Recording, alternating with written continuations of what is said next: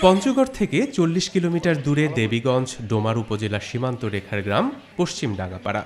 ভাওয়ালগঞ্জ চিলাহাটি সড়ক থেকে দক্ষিণ পূর্বে প্রায় ৩ কিলোমিটার আঁকাবাঁকা কাঁচা রাস্তা পেরিয়ে এই গ্রামে ঢুকলেই চোখে পড়বে আকাশে উঠছে নানা বর্ণের, নানা রঙের, হরেক রকমের শত শত পাখি।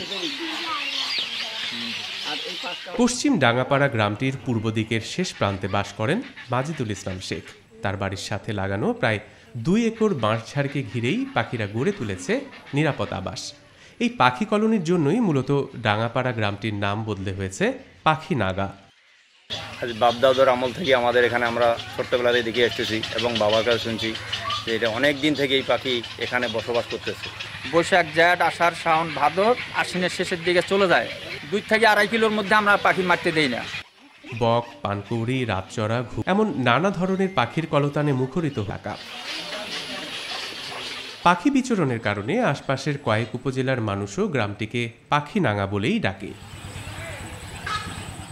এই পাখি লেখা বাড়ি বহু দূর দূরান্তের লোক এখানে আসে এবং দেখে, বিভিন্ন পর্যটকও আসে। পাখি দেখতে এসেছি, প্রতি বছর আমি আসি, আজকেও এসেছি।